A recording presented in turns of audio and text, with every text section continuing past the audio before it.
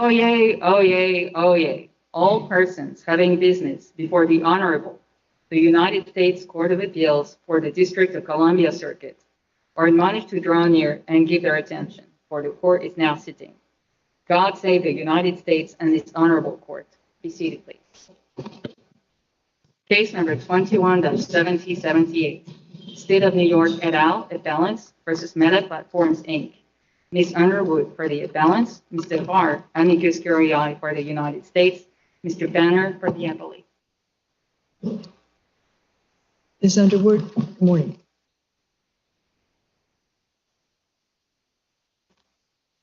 May it please the court, Barbara Underwood for the state. 46 states and DC and Guam have alleged that Facebook, now Meta, has used its monopoly power to buy or bury potential competitors. And in CEO Mark Zuckerberg's words, to build a competitive moat around itself in violation of the antitrust laws.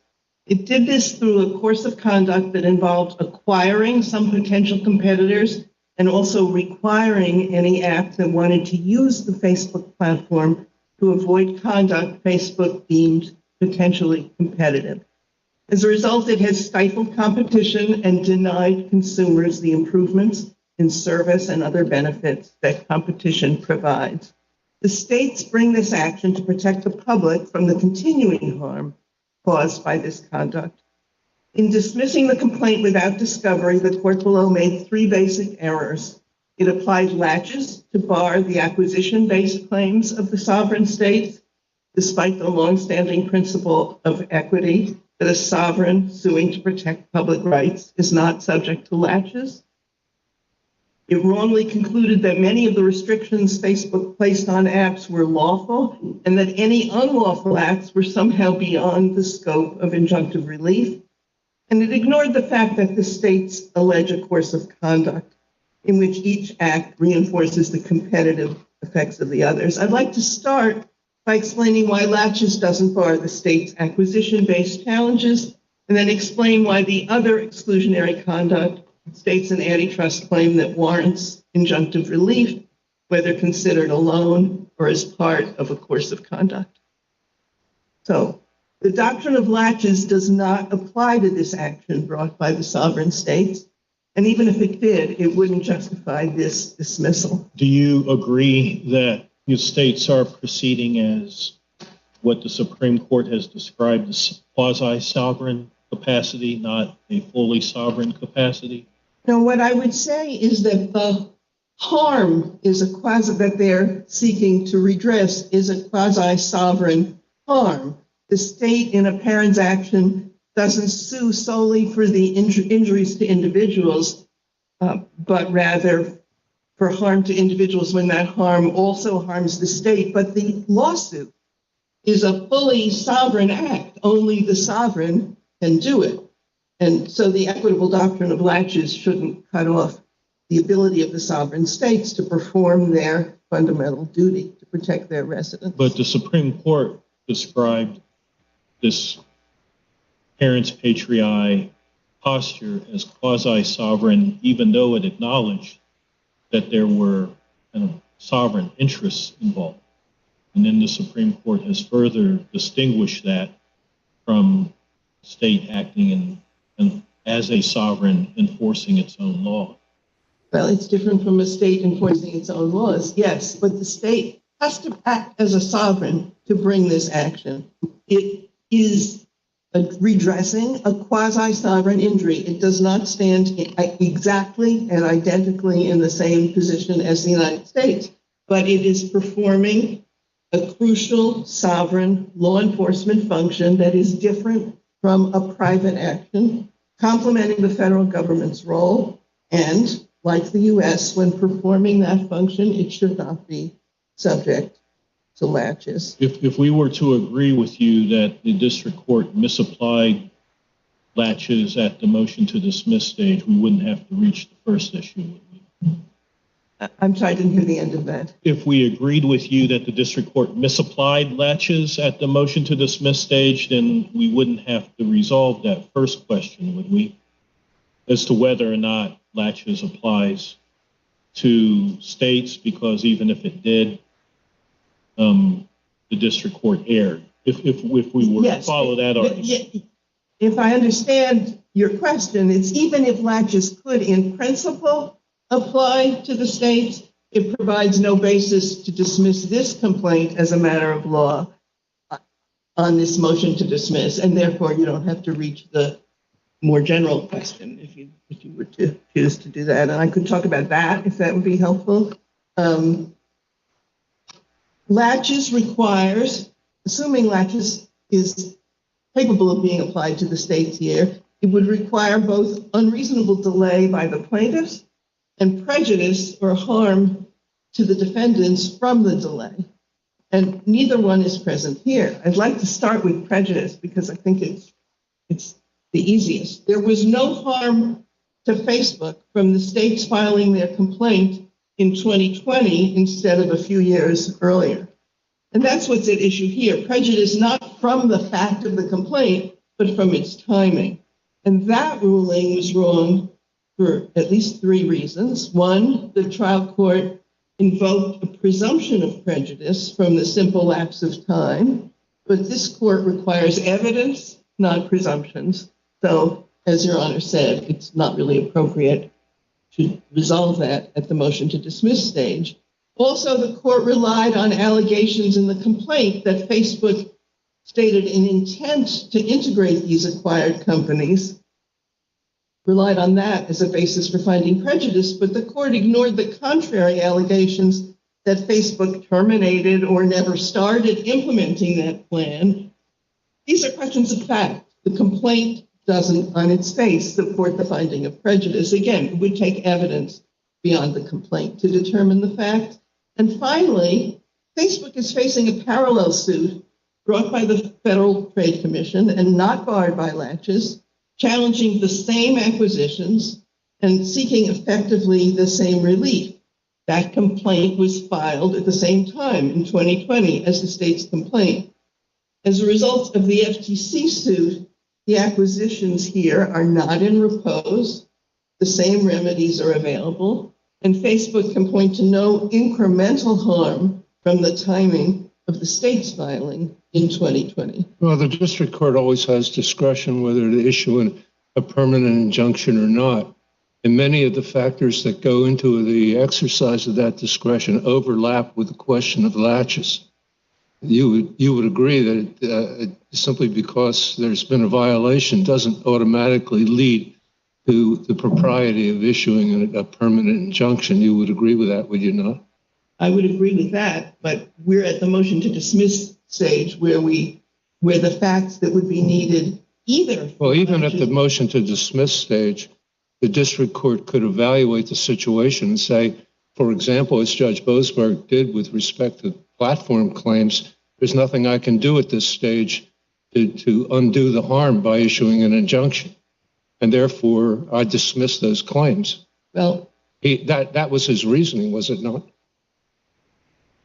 That was his reasoning, as not as to latches, as to the platform. Exactly. Yes. Well, that's my point. My point is that simply because the FTC has brought an action doesn't mean that the FTC, even if it prevailed on the merits, would be entitled to injunctive relief. No, and it doesn't mean we would either. But what I'm saying is there is no incremental prejudice. This is on the latches question from our bringing our claim at the same time, which latches would say is too late. There's no prejudice from that. The issues you've described would be in the case, and I'd like to address them. But for now, the point is that there is no additional harm from the bringing of this case, the state's case, at the same time that the FTC case was brought. I'd like to point out on these claims of prejudice that they're based entirely to the prospect on the prospect of divestiture as a remedy or unscrambling the egg. And that is not the only possible remedy. There are other remedies that could address the harm inflicted on consumers by the anti-competitive acquisitions here, for example. And they would be prospective remedies. They would be, for instance, requiring Facebook to segregate the data from the acquired companies going forward without unscrambling any already scrambled egg. It could be as we requested in our complaint, there could be a guard against future large anti-competitive acquisitions by requiring notice to the states before such acquisitions can proceed. And Facebook could be required to take actions that promote user choice in the future, promoting competition in place of the competition that was wrongly suppressed by these acquisitions, such as requiring Facebook to allow data portability or interoperability techniques that enable consumers to switch to rivals if they should choose. So it's simply not the case that the only available remedy is divestiture, and that it's not the case that prejudice should be analyzed entirely with reference to that. So there is no prejudice to Facebook. There would be no prejudice to Facebook from applying these remedies now rather than a few years ago, or at least they haven't alleged any at all. It's also the case that the delay was not unreasonable. The complete lack of prejudice would be enough to defeat the laches defense, but it also fails because the timing of the complaint was reasonable.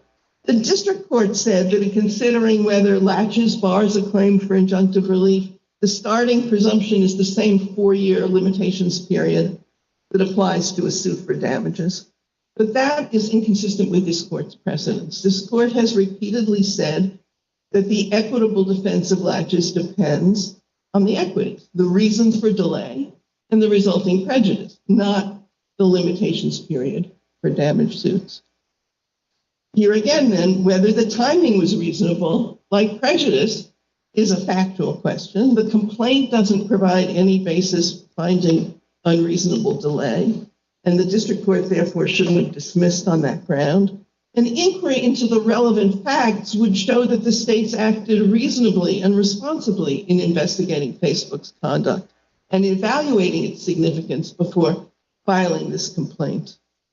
When Facebook first acquired Instagram and WhatsApp, what we now call the market for personal social network services was still developing and not well understood. The anti-competitive character of these acquisitions was not immediately apparent. Smartphones were just beginning to be widely adopted. The importance of phone camera photos wasn't immediately clear, nor the relationship of phone messaging and social networks. FTC apparently did not perceive the anti-competitive character in its pre-acquisition review. It's also the case that Facebook made misrepresentations at the time of the acquisitions, which tended to conceal the anti-competitive nature of these acquisitions. Facebook disavowed any plan to use WhatsApp user data to promote Facebook, but later they did just that.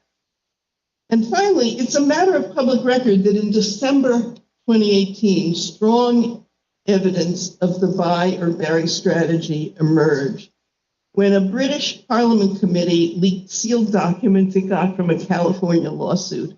These documents did not emerge from an antitrust investigation. The California suit was a contract suit, and the British investigation was about privacy, but they provided a basis for the state's investigation, which ultimately resulted in strong evidence of a scheme. It looks like I'm running out of time here. I think what I'd like to do, since the DOJ counsel is going to be arguing the merits of the analytical approach to this material, I think maybe I will skip that for a moment, because I want to say also, to address Judge Randolph's point, that there is no basis for the district court's ruling that there can be no injunctive relief, even if there was a violation of law here. That is what the judge found, on the ground that the conduct happened too long ago and that there is no longer anything to prevent or repair.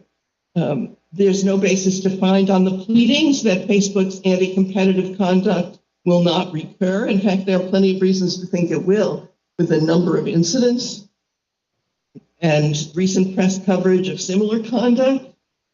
The allegations here can't be rejected on the pleadings. And also, The complaint alleges that Facebook has disciplined the marketplace not to take actions threatening its monopoly that led to the varying responses in the complaint. The app developers now know that competing with Facebook will incur the wrath of Mark, and so they don't do it. Injunctive relief is needed to assure that they will not be destroyed by the wrath of Mark. If I understand correctly, I only have a little bit of time left for rebuttal, and I'd like to. We'll give you a couple minutes. Thank you. Mr. Haar?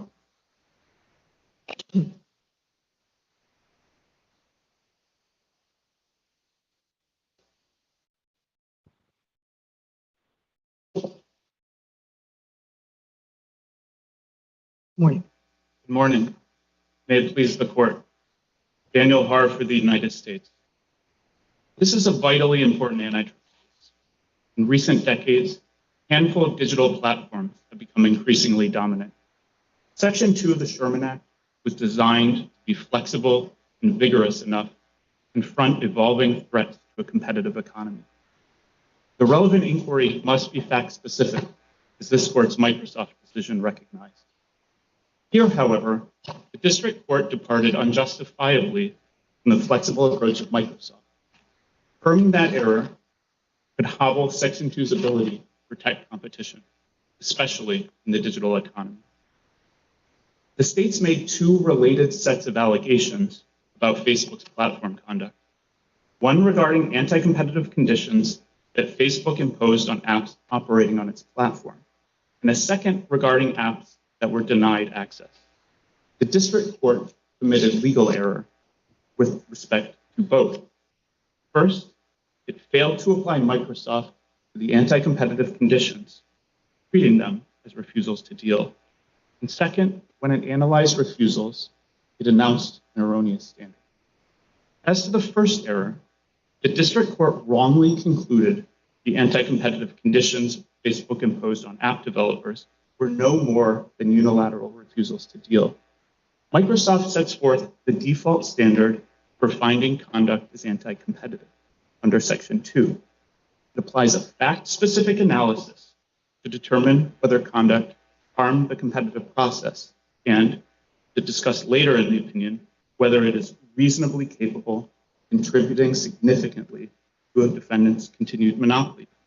There's no allegation, is there, that Facebook, as a condition of allowing an app access to its platform, required that the app not do business with a competitor? It did impose conditions that required the apps to stand down from certain competitive acts. These are alleged paragraphs.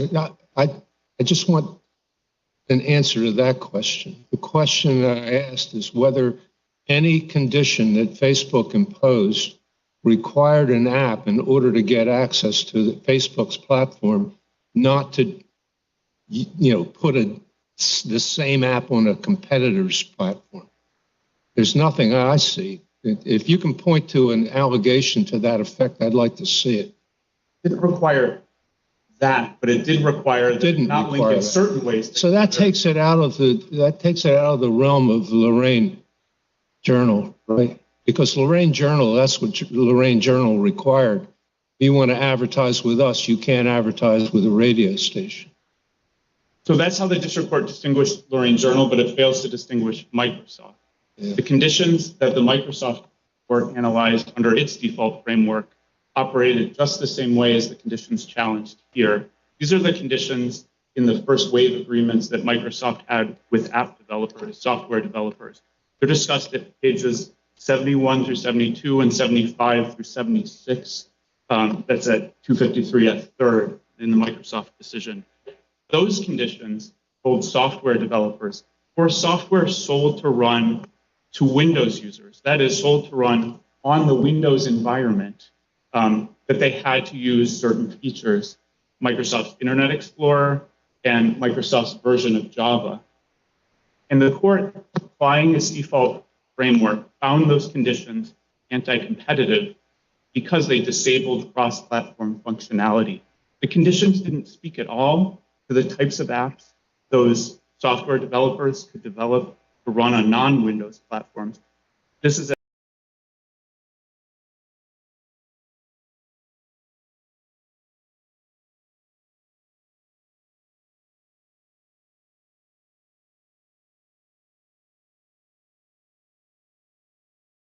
that the court analyzed in Microsoft. It was the cross-platform functionality. These were anti-competitive in Microsoft because the specific conditions disabled cross-platform functionality. And that's exactly what the state's complaint say was targeted by Facebook's conditions at the bottom of paragraph 199 of the complaint, that they were aimed at preventing apps developers from bridging the gap with their apps to rival networks. These aren't refusals to deal. Facebook is dealing, and this is alleged at paragraph 194, with 10 million apps and websites. It's the anti-competitive effect of these restrictions on parties and ongoing deals with Facebook that gives rise to the anti-competitive harm, not from a refusal to deal. There are refusals to deal alleged in the complaint, but that's not what I'm talking about when I'm referring to the conditions and to the harm they cause. These were not refusals to deal, and the Supreme Court's decision in Eastman Kodak confirms that. In footnote 8 of that decision, Eastman Kodak v. Image Technical Services, the Supreme Court rejected the contention of Kodak that its parts policy, where it sold to customers on condition that they do not deal with Kodak's rivals, was a refusal to deal, a unilateral refusal to deal. The Supreme Court squarely rejected that proposition. So these aren't refusals to deal. And the policy discussions in Trinco confirm that we're dealing with a vastly different scenario here. Trinco talked about a concern where courts are forcing sharing. Here there are ongoing deals already. There's no occasion to force sharing because the deals are happening already. It's deals with conditions that are preventing those parties in deals from engaging in certain forms of rivalry. Again, I point to 199 and 201 of the complaint. The rivalry that's prevented is the prevention of linking to or integrating with rivals or replicating Facebook's core functionality. So they're in deals, but they're prevented from that rivalry. Because they're in deals and there's no occasion for forced sharing, courts aren't put in the role of acting as central planners. And their remedies don't risk facilitating collusion. Again, those parties are already together in deals. It's restrictive conditions in deals that antitrust law needs to scrutinize exactly to prevent the sorts of collusive terms that can happen in deals. A contrary view would mean that any terms and conditions in deals are treated as refusals to deal. But it can't be true that price fixing terms, market allocation terms, exclusive dealing terms, tying terms are just swallowed up by refusal to deal case law merely because there's a general right out there for businesses to deal with whom they wish. Antitrust law has never treated this type of restrictive conditions that way, and Microsoft didn't for the materially similar conditions at issue here. One argument made by your friends on the other side is that we can't and should not look at conditions which by themselves are lawful and say, combine 3 or 4 of them and through what they would call alchemy and claim that combining all of these lawful conditions together converts it into unlawful restraint of trade, and that's what you are attempting to do here. What's your response to that? It's not alchemy. Many courts recognize that the competitive effects of conduct might come into true light by considering it together and in its context. Even this court did it when analyzing some of the conditions. When I analyzed the first wave agreements, it said, oh, the foreclosure in this particular channel might not be great, but it takes on greater significance with the background that we already found foreclosure in the 2 primary channels. That's the OEM and the internet access provider channels. So Microsoft, even though it didn't ultimately reach the total course of conduct, putting everything together, analyzed a number of the different types of anti-competitive conduct in the context of several other acts. And that's, in effect, what course of conduct does. It's not alchemy. It's normal when you look at the sum total of the acts alleged. You ask the question whether it's anti-competitive on Microsoft. If I have time, I would like to address why the court was wrong in the refusal to deal analysis stated should apply. All right. Thank you. The district court stated that there were 3 necessary conditions for any refusal to deal. That's wrong. In particular, prior course of dealing cannot be required as a necessary element in all cases. The central question under No, the law, that's the law of our circuit is that it is required. The COVID case so held. So we can't, as an individual panel, disregard that. Repeated a statement from Trinco in that And applied it, repeated it and applied it and said that a prior course of dealing is a necessary element for establishing liability for refusal to deal. That was clear as a bell. That was the exact same regulatory context in Trinco. Trinco said in that context, it was necessary to have one or 2 things, either a prior voluntary course of dealing or that dealing would have happened absent regulatory compulsion. Trinco, however, left open the possibility that in a very different context, a different analysis would apply. Trinco discussed Ottertail favorably. It distinguished its facts as involving a situation where a product was provided to some customers voluntarily, commercially. But Ottertail did not involve the cessation of a prior course of dealing. The Supreme Court imposed liability on Ottertail for refusing to deal with newly formed municipal power companies. Liability was premised, and anti-competitive motivation necessary to find predatory conduct was premised on a discriminatory pattern of deals. Ottertail refused to deal with new companies with whom it never had a deal because they posed a competitive threat at retail, while it provided the same product, that is wholesale power or transmission services, in areas where it didn't have a retail presence, it didn't have retail. So in a different factual scenario, in a different regulatory setting, Trinco clearly left open the possibility that a different pattern where no prior course of dealing was involved could give rise to liability. COVID, because it involved that same industry, same regulatory setting, and Trinco also couldn't present the situation that arose in Ottertail. And I will note, finally, that it's the Ottertail precedent, not the Trinco precedent, that's the analogous one here. Facebook, as I said before, is dealing with 10 million apps and websites. It's opened up its platform broadly, as a complaint alleges that 79 through 82 and 189 through 195. Much of the value of Facebook's network was built based on investments from third parties. Facebook opened it up to them, but engaged in the type of discriminatory dealing that was present in Ottertail and gave rise to liability. Dealt broadly, but cut them off when a competitive threat arose.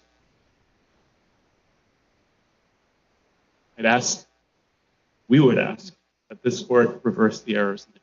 All right, we'll give you a couple of minutes in reply. Mr. Panner?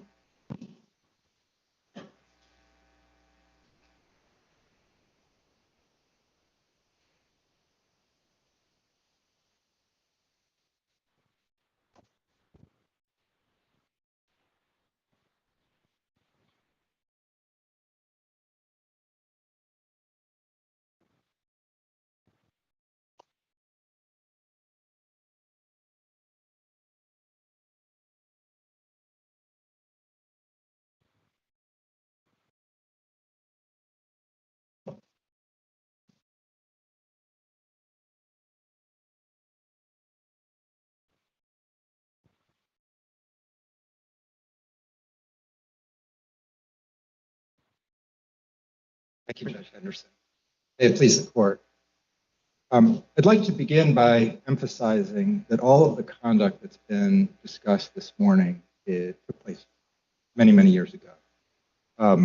With regard, for example, to the policy to which DOJ's counsel referred, those policies were put into place in 2011, and some of the policies were put in place in 2013. Of course, the transactions took place in 2012 and 2014, And all of this conduct was, of course, quite open and publicized at the time. For example, that's obviously true with regard to the transactions. It's also true with regard to the platform policies, which were published. Developers had them available, so they knew about them. And yet we see a suit that's filed at the end of 2020. The doctrine of latches exists to prevent that kind of unfair delay. And the district court was correct to find that the state suit challenging the acquisitions was barred by that doctrine. Now, the district court, I think, was correct in observing that it is impossible to read the court's analysis in California v. American Stores, the Supreme Court's analysis in that case, without concluding that the Supreme Court understood that states would be subject to the same sorts of limitations on equitable remedies as other persons suing under Section 16. The states sue as private parties. That's what they're referred to as in that decision. And of course, Justice Kennedy expressly said that it was his understanding that the state would be subject to latches on remand, and no justice expressed any disagreement with that observation. And it makes perfect sense that the states would be subject to latches. Because in a parens patriae suit, the state is not pursuing a sovereign interest in law enforcement. It sues on behalf of its citizens to vindicate those private injuries. And it's more akin to a class action than it is to an enforcement suit by a sovereign. And there's no reason that the state should be immune from the equitable limits that would apply to suits by those citizens when it's those interests that the state is seeking to vindicate. I think the court was also correct in finding that if there was ever a case that was barred by the doctrine of latches, it is the challenge to the acquisitions that are at issue here.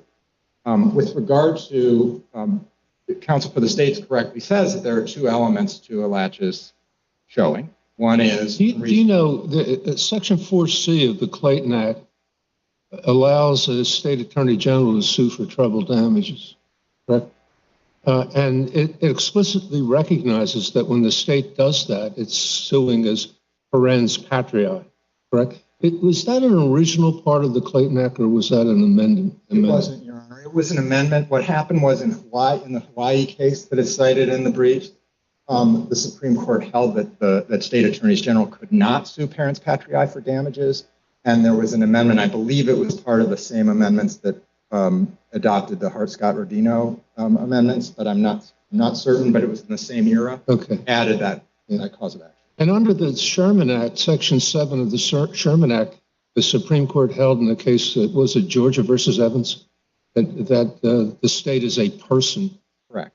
Right. And that's exactly right, Your Honor. And in Georgia versus Evans, the holding was that the states could sue for injunctive relief as a person, and then that's elaborated on in the Pennsylvania Railroad case, where the nature of the parens patriae standing is further explained. So you move from, I mean, that's the premise of your entire latches argument, isn't it? That they're suing in the shoes of the citizens of the United States, or the citizens of their state, and the citizens of the state would be subject to latches. So therefore, the state itself is. That's right, Your Honor. And I think it's also critical to recognize, as Your Honor has pointed out, that the states simply sue under that Section 16, which is the general cause of action available to any private party.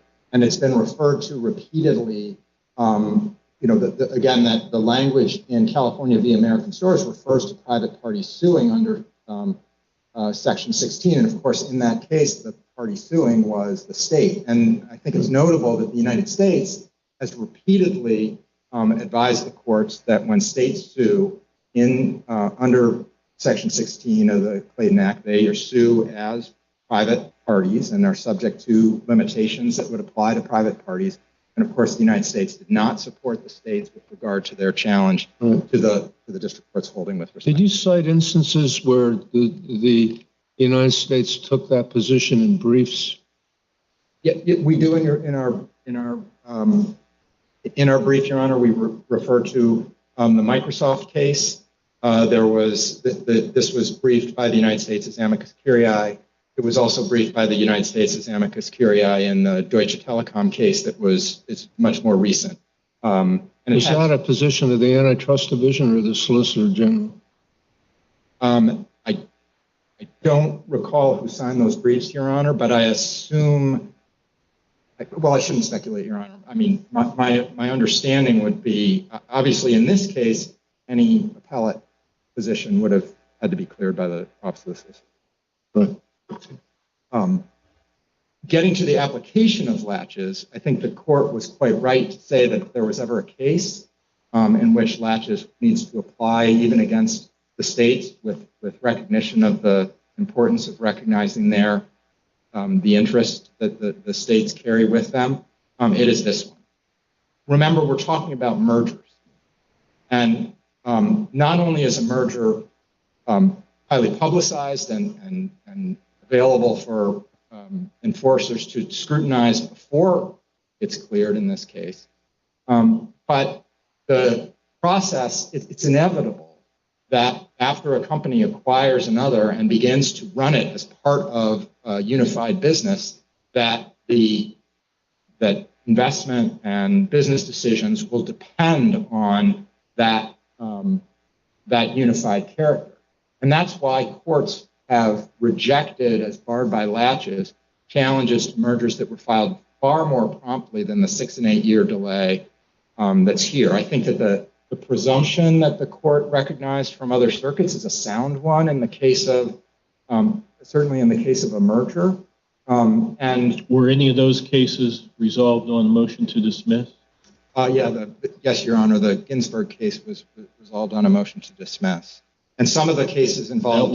That was a district court opinion? No, that's the Ninth Circuit, Your Honor. The case was affirmed on the basis that there was no remedy available because of the delay.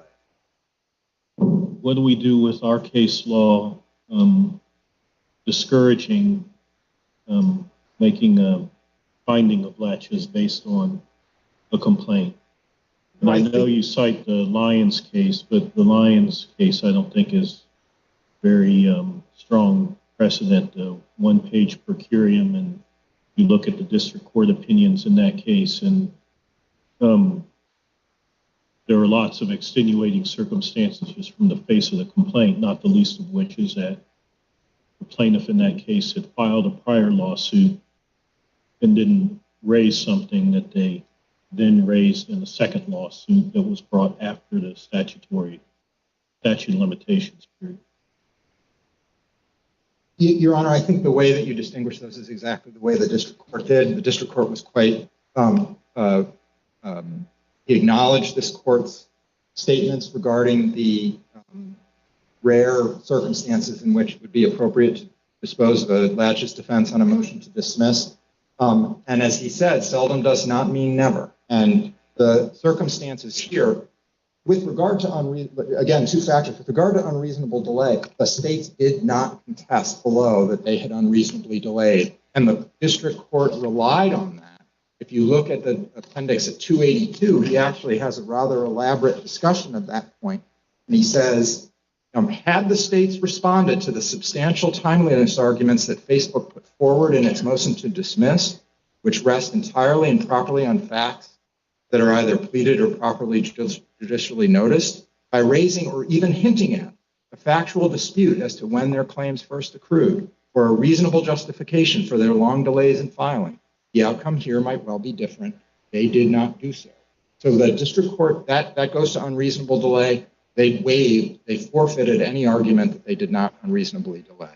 And then with regard to prejudice, again, the context is important. We're talking about a merger. On unreasonable delay, I mean, isn't it in the complaint that one reason for the delay was that the public was misled about Facebook's intentions with respect to, I guess, especially WhatsApp?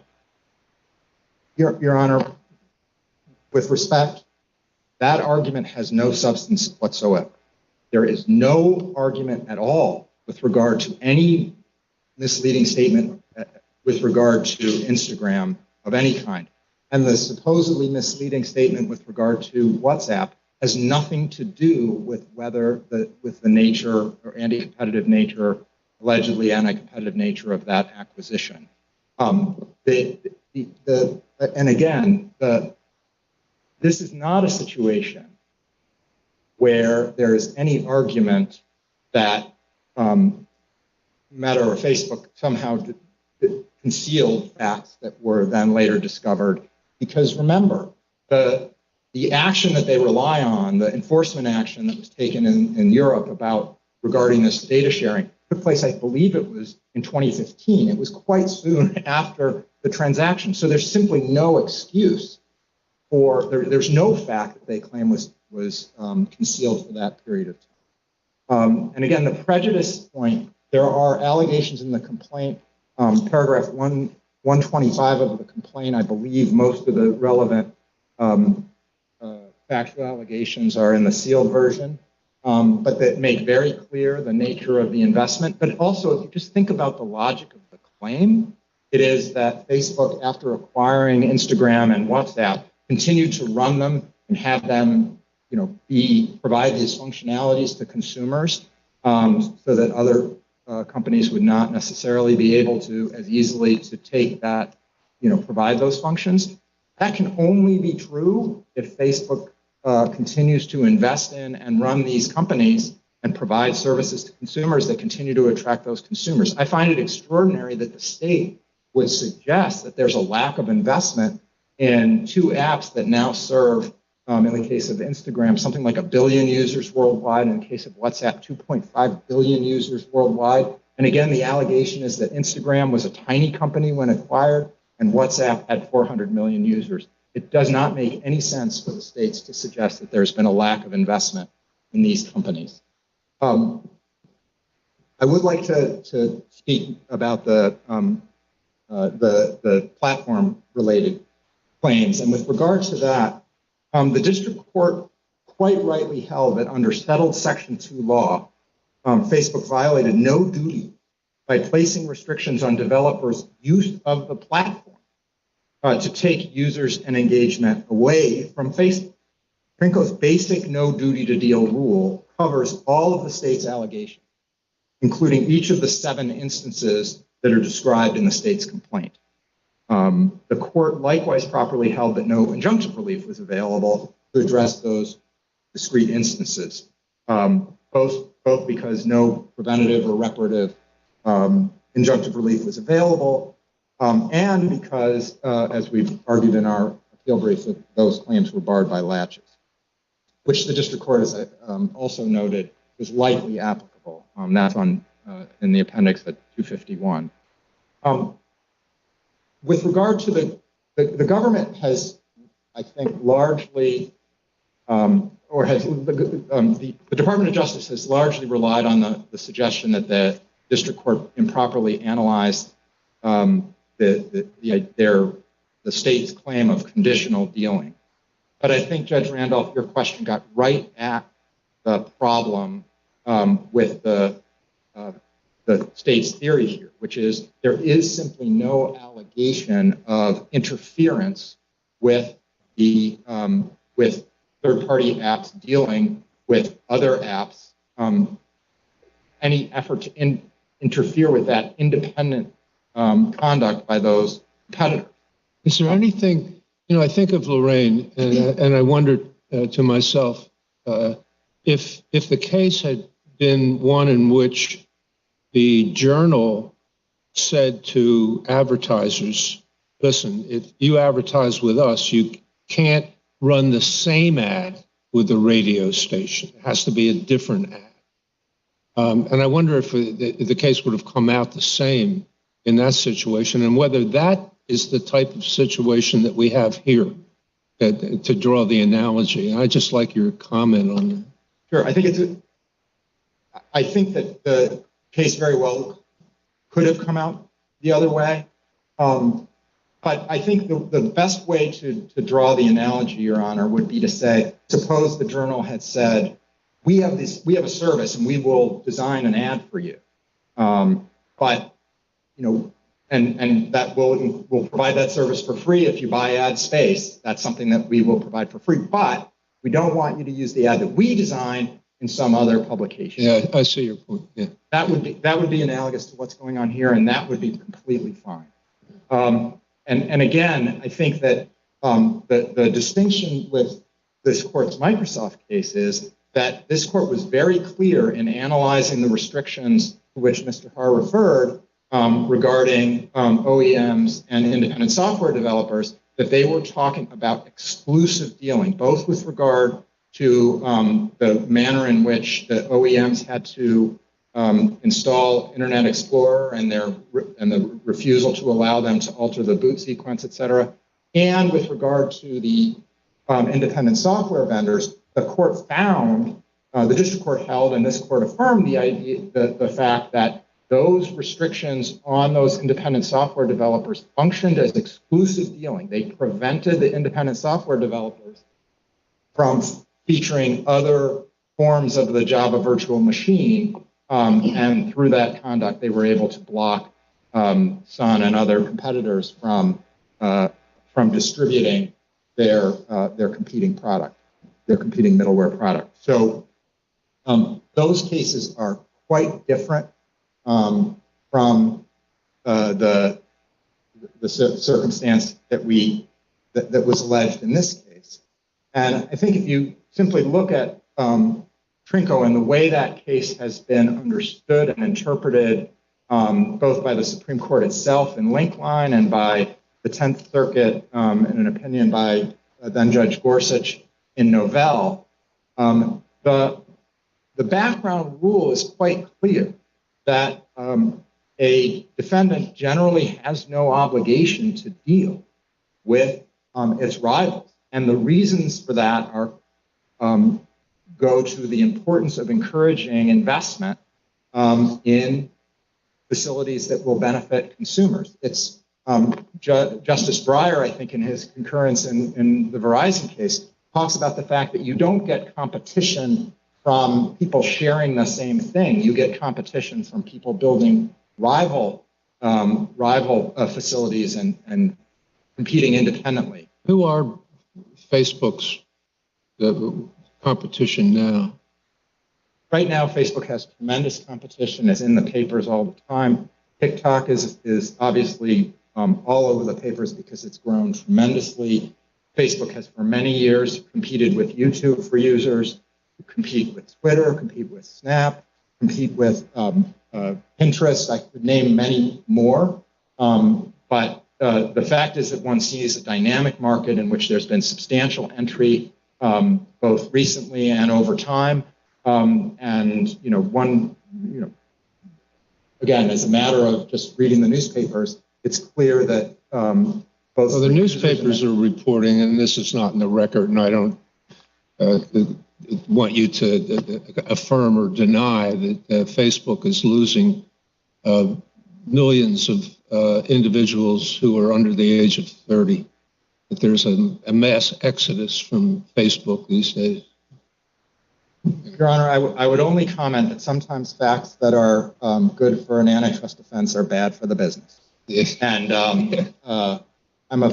I obviously the reporting is what it is, and Meta's addresses those issues through its public statements and securities filings, et cetera. So I'm not going to say anything about that, but it is plainly right. And again, this was not the basis for the district court's opinion, so I don't want to spend too much time on it. But it is plainly right that Facebook operates in an extremely competitive environment in which the ability to switch from one app to another is simply a matter of pressing an icon on the phone interface. And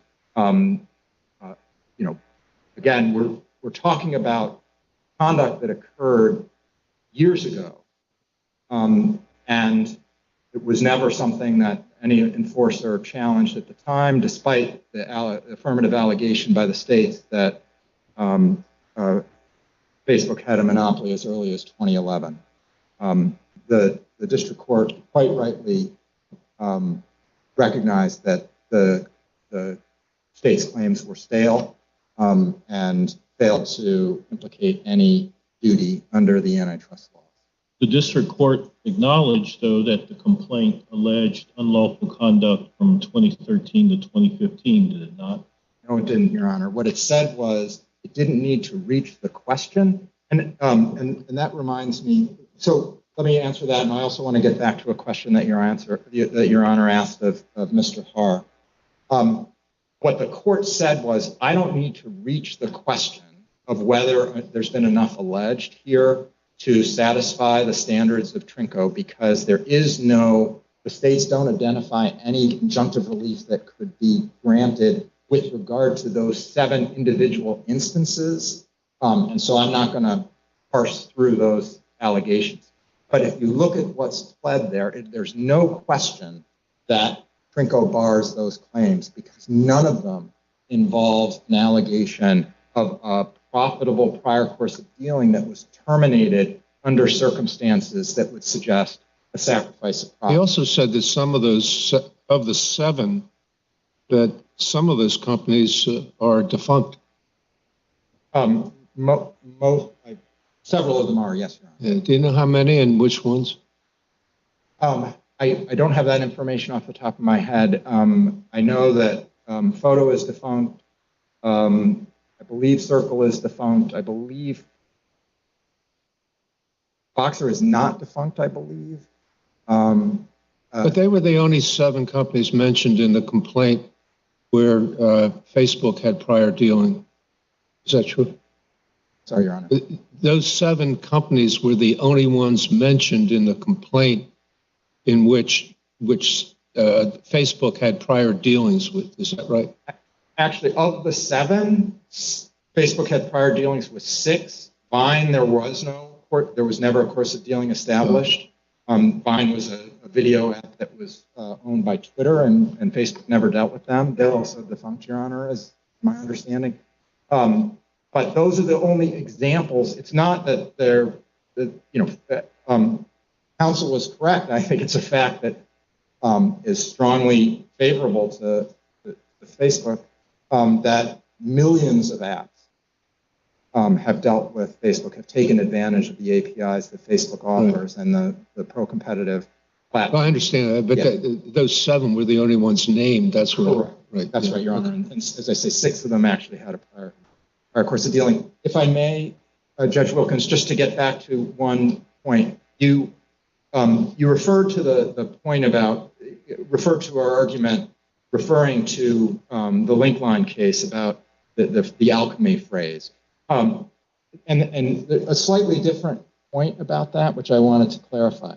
None of the point that Judge Boasberg was relying on there is there's been a reference to a course of conduct, and a number of the amicus briefs stressed that somehow he failed to adequately consider the allegation that there was a course of conduct.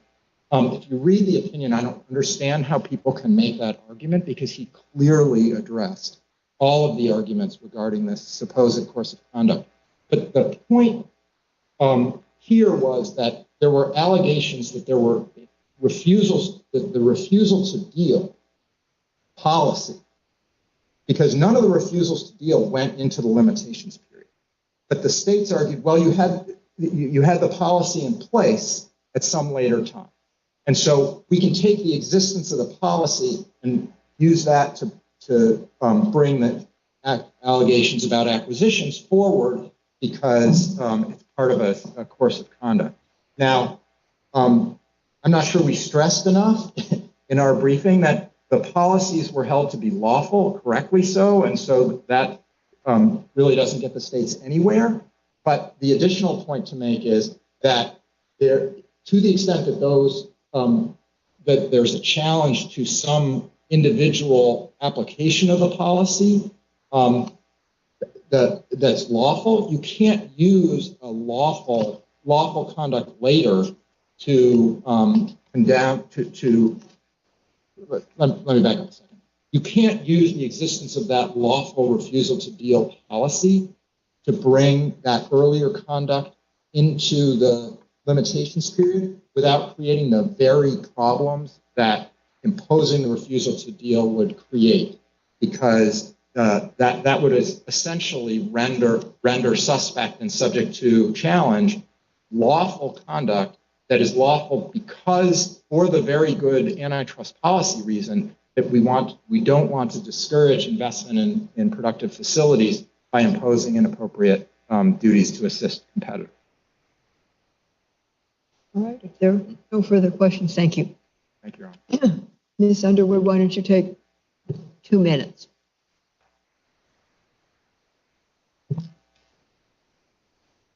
I'd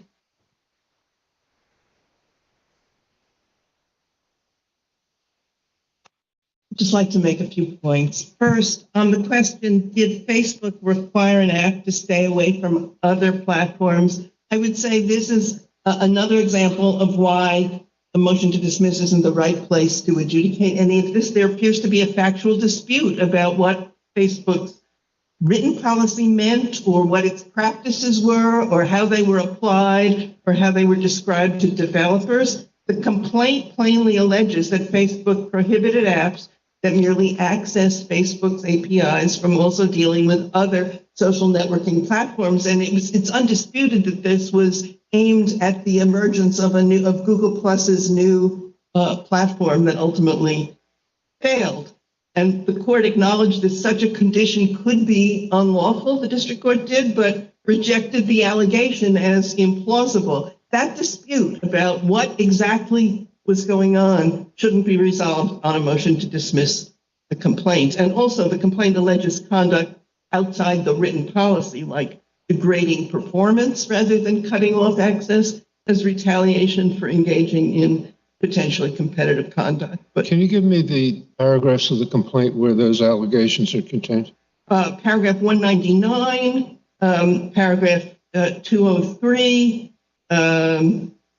paragraph 205, 223, 227.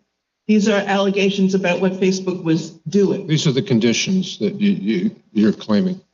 Yes, and not written as policies. One of them is a policy, and some of them are just behavior. I also want to say that on this question that it's all too old and can't be remedied anymore, this is both as to prejudice and as to the continuing, the possibility of remedying unlawful conduct. The allegation is, and the judge found, that there was a substantial anti-competitive effect, and forward-looking remedies could be part of an injunction that would restore competition. On latches and American Stores did not resolve this. Justice Kennedy had to write separately because the majority opinion didn't say what he wanted it to say. The majority opinion left it open, said the states are persons. Excuse me, said persons are not, persons could be. Pardon me, the majority opinion mentioned latches, didn't it? Yes, it said latches and other equitable remedies could be applied to persons. They didn't engage with the question whether the states as parents were a special kind of person to whom this wouldn't apply, which is essentially our position, that the states sue under the person's statute, but they are different in important ways from other persons. The U.S. discussion of this question in the Microsoft brief was in a very different context, wasn't even talking about latches at all. It's undisputed that the states, when they sue, are different and invoke governmental interests that are different from and in addition to private persons' interests. My adversary says they're more like a class action, but they're quite not a class action. We say they're more like the United States. They're somewhere in between, but they're governmental, sovereign states enforcing the law for governmental interests and deserve the treatment of a governmental. What's the governmental interest?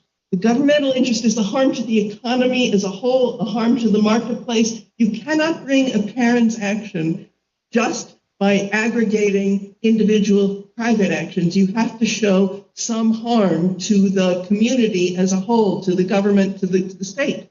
And that's what That's from the beginning, from Georgia, from SNAP, any discussion of parents will say that, which is what makes it different from a class action or different from a group of individual actions. Except that from the point of view of the defendant, it's absolutely no different. Well, the defendant may not care who sues him, but the rule about latches is to protect from the lapse of time the governmental interest, which is entitled to a different kind of consideration from. You see, with private parties, latches is a time-honored element of equity jurisprudence, Right. and it protects defendants from stale claims, even if there's. But it used to be the statutes of limitation couldn't apply in equity, and that's why latches grew up. But with respect to the sovereign interest, the United States, for example, there's hypotheticals that it could sue 20 years later. But the answer to that is another equitable doctrine, which says that that injunctive relief is discretionary. And if the United States brought an action like that, for sure that doctrine would kick in and prevent any recovery on behalf of the United States. It might prevent it. It wouldn't necessarily prevent remedies here. We have a United States case, a parallel FTC case here, and there are questions about retrospective relief and future relief, and latches undisputedly doesn't apply. That's why our argument is that there's no prejudice on the facts of this particular case. Am I correct that the only thing left in the FTC case is the acquisitions? And the Judge Boasberg's opinion certainly suggests that he didn't dismiss the. I mean, he had. Well, the FTC lost on the platform claims. Well, he said adverse things about the platform claims. He didn't. I don't believe he actually dismissed them because he said he. And I don't know whether that would be appealable or not, but certainly FTC did not appeal that adverse judgment. Correct? I don't want to speak to the FTC. I will leave to. No, they either appealed or they didn't. They didn't appeal, right?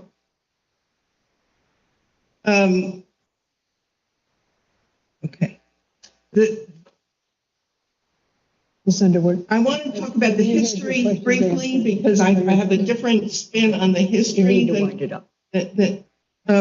What we have is evidence from the history that parents' patriae actions were important to Congress, and they thought about them as important separately from private actions, so that they didn't need to legislate to authorize parents' patriae actions for injunctive relief because the Supreme Court found parents' patriae actions for injunctive relief to be implied from the person's authority. But as soon as courts doubted the existence of a parallel state action for damage actions, Congress acted to establish that authority. So Congress's view was that if private individual actions were not enough, that state parents' actions were something different and should be authorized. So I just think that history needs to be understood as Congress's recognition of the importance of state parents' actions and the difference between them and purely. Thank you. Mr. Hauer, do you want 2 minutes?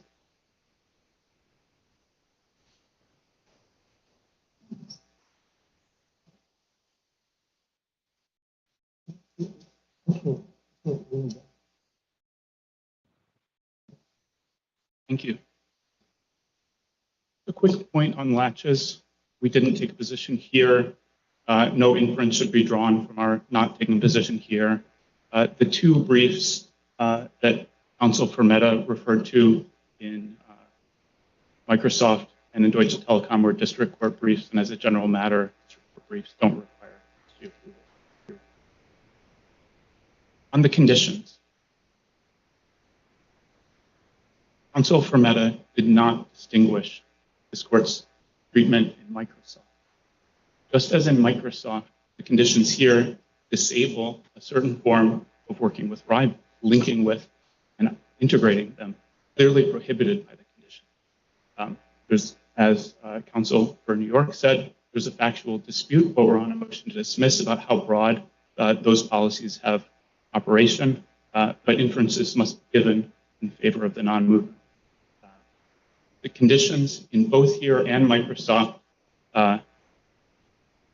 do not necessarily, well, certainly in Microsoft, didn't say anything about how the app developers could interoperate or could develop software for the rivals. Just as the district court here said in attempting to distinguish the facts of Lorraine Journal, the conditions in Microsoft subject to the traditional framework for Section 2 analysis didn't prohibit the app developers from working with rival platforms or developing different software for those rival platforms.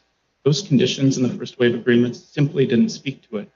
They were targeted at the software running on Microsoft's operating system for a very specific reason. They wanted to disable cross-platform functionality. All you have to do to disable cross-platform functionality is to do what the district court said at page 39 or JA 249, regulate the quote-unquote acceptable features operating on your own platform. If you make the features of the software operating on your own platform not cross-platform functional, then you've disabled cross-platform functionality. That's what the conditions at 199 and 201 of the complaint do exactly, just as the conditions in Microsoft did. All right, thank you. Thank you. We're going to take a short recess.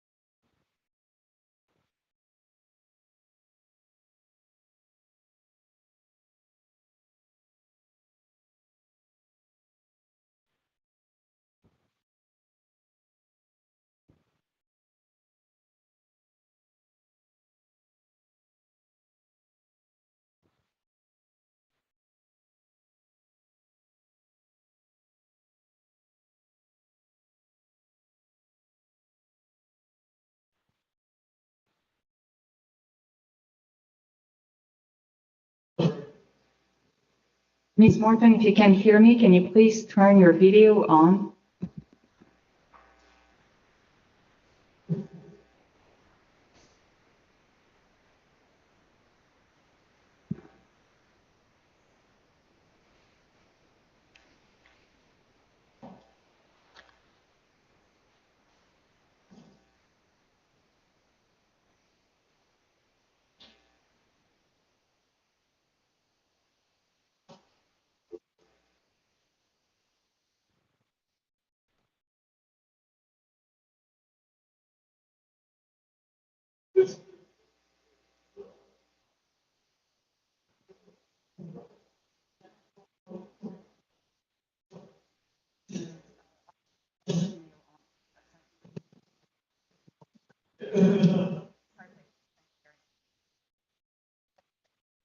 start again in just a couple of minutes.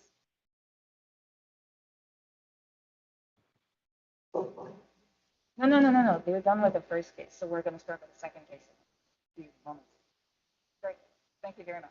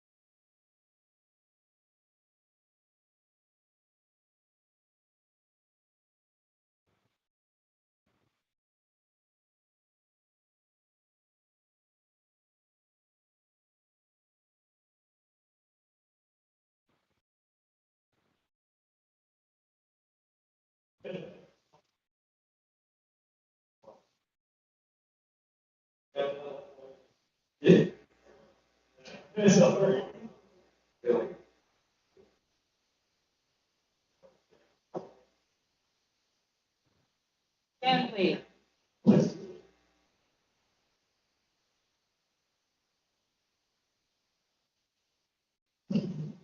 This honorable court is again in session. Case number 21-7133, Eugene Hudson Jr. versus American Federation of Government Employees Appellant. Mr. Roth for the appellant, Ms. Morgan for the appellee. Good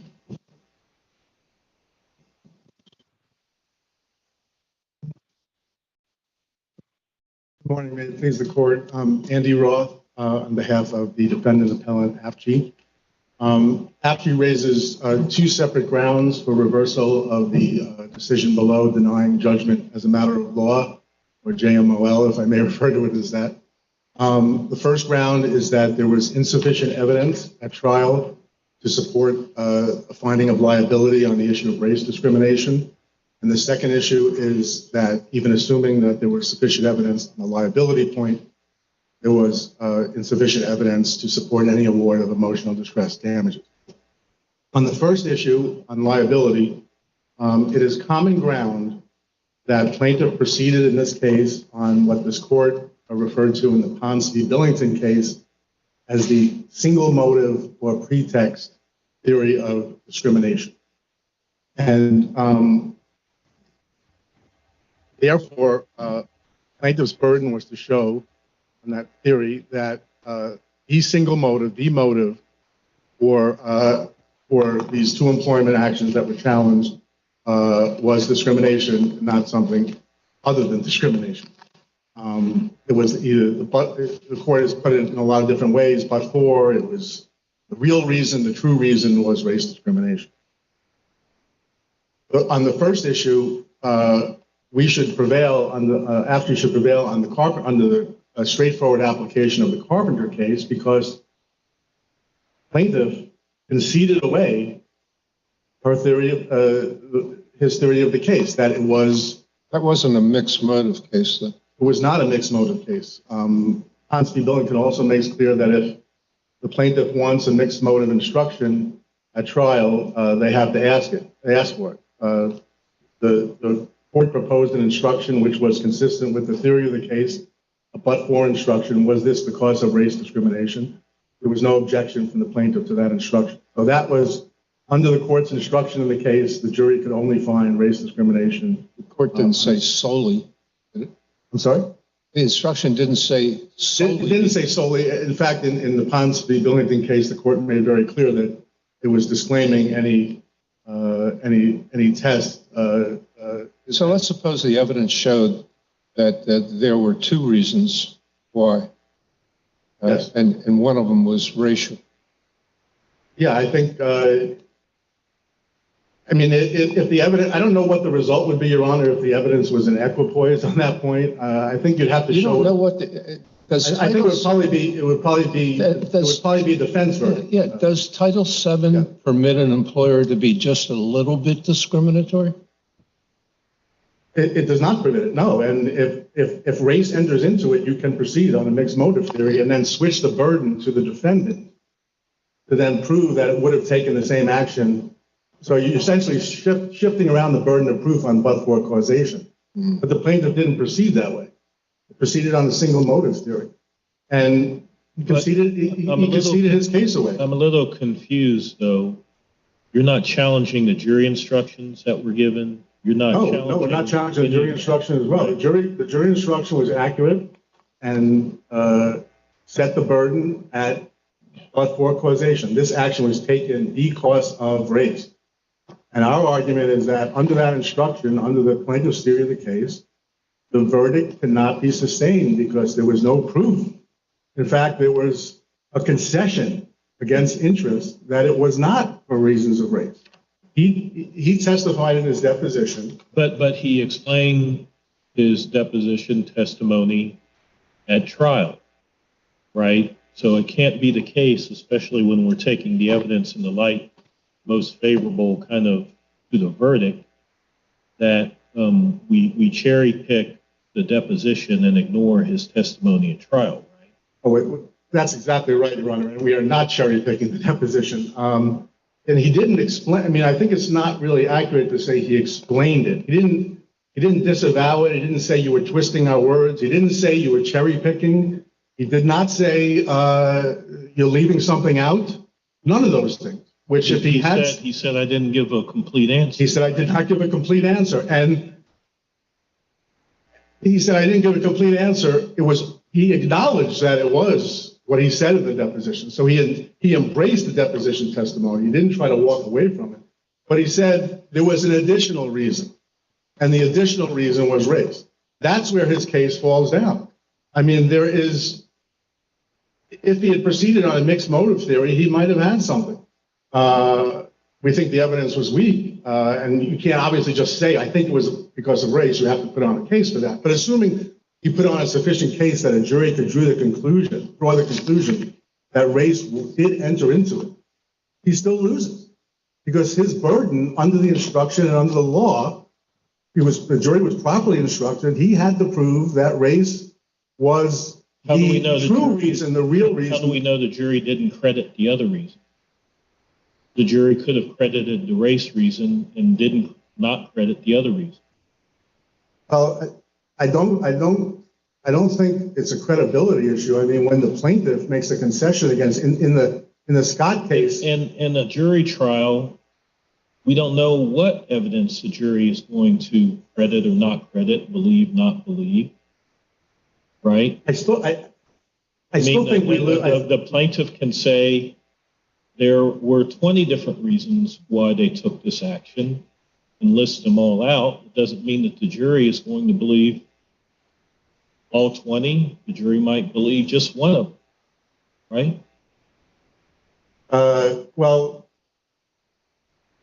let me answer it this way. I mean, I think it's sort of a remarkable proposition to say the jury could have discredited the plaintiff's own concession against interest. In the Scott case that we talked about in our reply brief, the court reversed the denial of JMOL and ordered that JML be granted because it said the plaintiff had conceded away their case.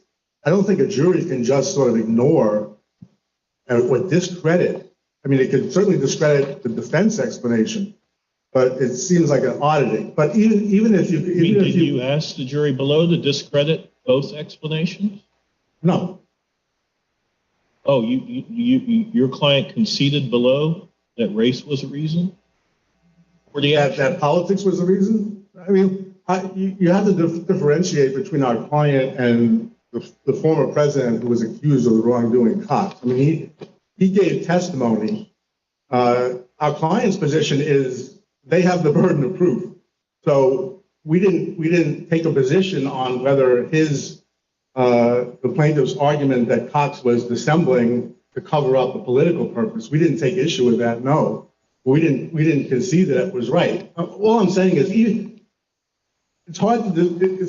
Neither party challenged the credibility of that testimony, and so I think it's to uphold the jury verdict on the ground that the jury could have ignored a fatal concession by the plaintiff. I don't know of a case that would support that proposition. But even if they didn't fully buy into that, he still loses because his own case was that, and it was an 11th hour thing. I didn't say this in my deposition. Excuse me. So I'm gonna say it wasn't a complete answer. I'm gonna concede. I don't know how a jury can discredit the subsequent concession. Yes, what I said in the deposition was true. I think it had a lot to do with money, and it was really a politically driven thing. But I also think it really takes on the character in that context when it comes in at the 11th hour of trial as a way to sort of salvage your case at the 11th hour. I don't think a jury could just based on that testimony. I guess what I'm not following here is just because he says, I think it had to do with money, the jury doesn't have to credit that it did have something to do with money, just like it wouldn't have to credit testimony provided by the defense that the decision didn't have anything to do with money. I mean, that's for the jury to decide based on all the evidence and all the facts and circumstances. Well, I didn't think he just said it's not like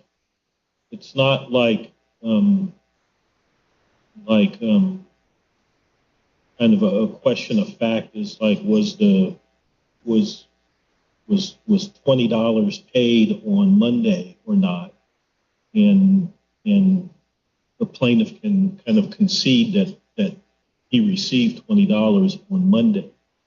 This was about like why something happened.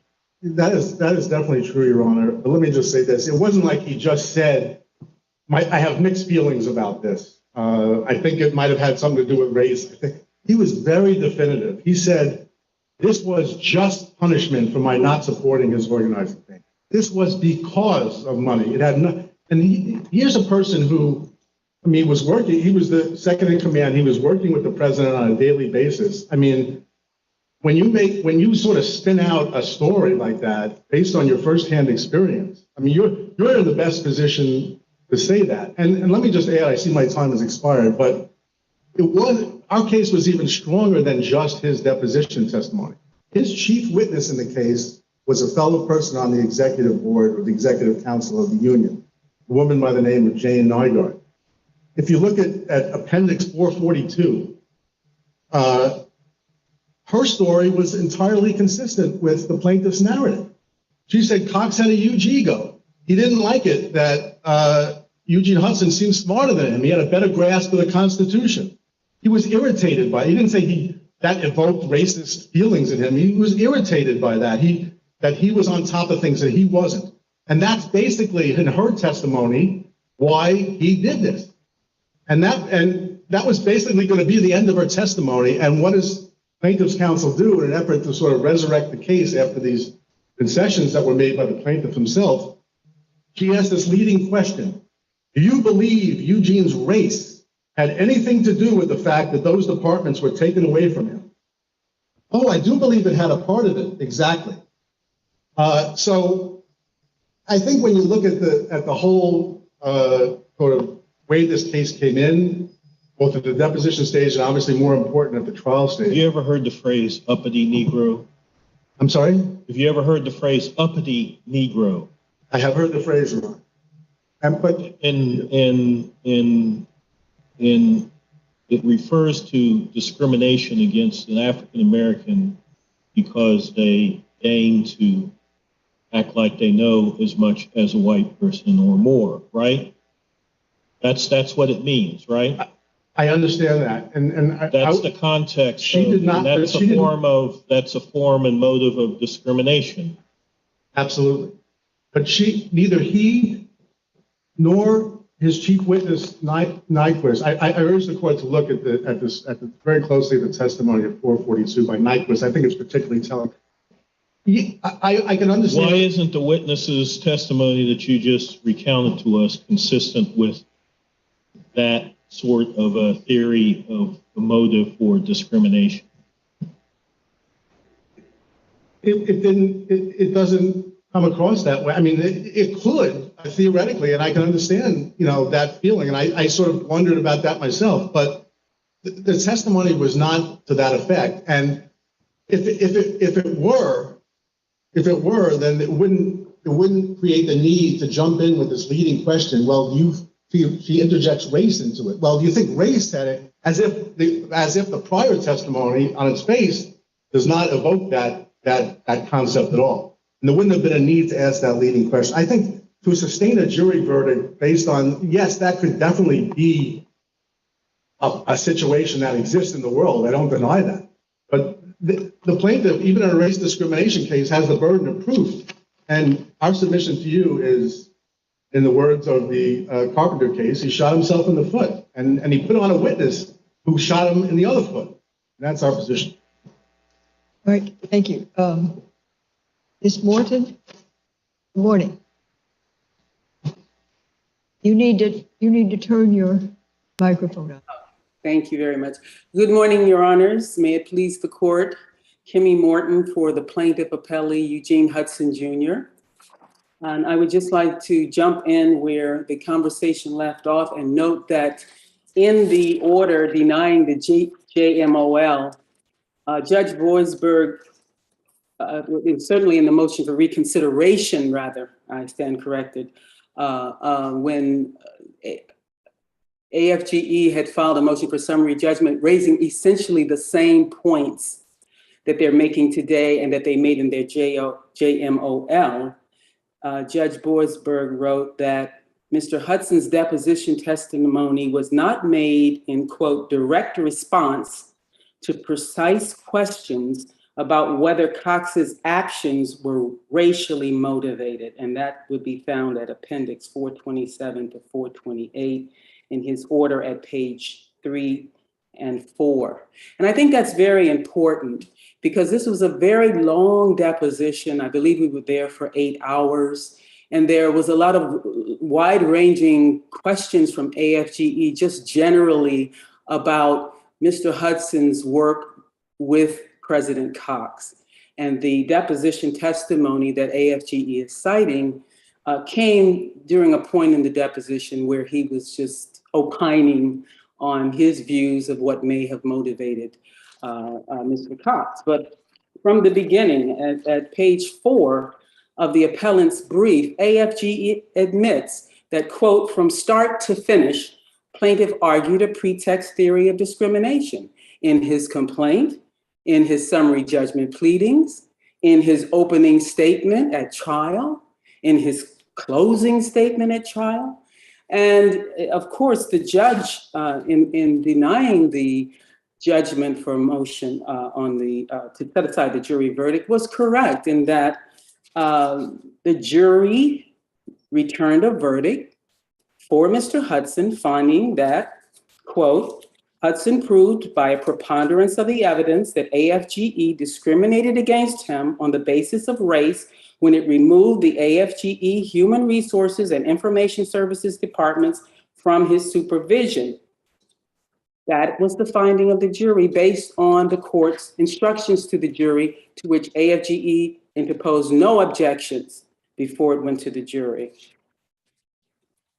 A month later, AFGE moved for JMOL under Rule 50, but the court correctly stated, as this circuit has held, that in evaluating a Rule 50 motion, the court cannot lightly disturb a jury verdict, and that JMOL is appropriate as a matter of law only if the evidence and all reasonable inferences that can be drawn from the evidence are so one-sided that reasonable men and women could not have reached a verdict in plaintiff's favor.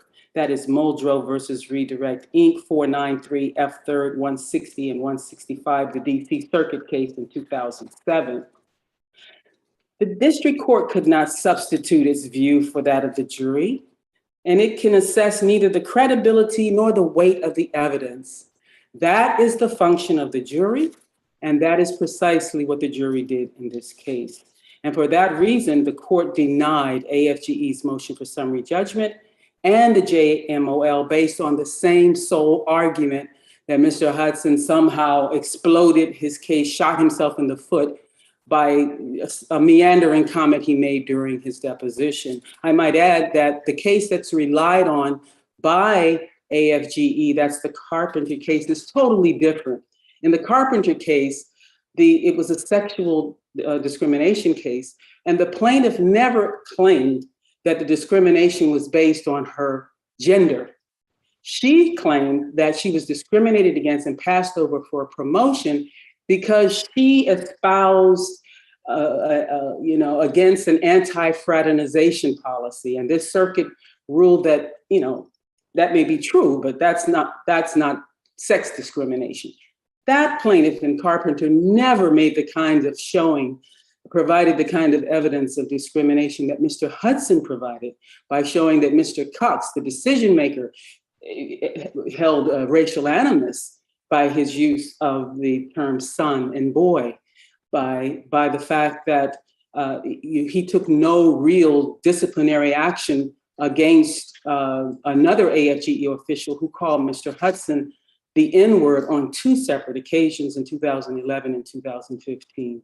Mr. Hudson also introduced the evidence which the district court referred to of Rocky Kabir, another person of color who complained that the decision maker, President Cox, called him son and boy over his objections. And this kind of evidence was not presented in the Carpenter case.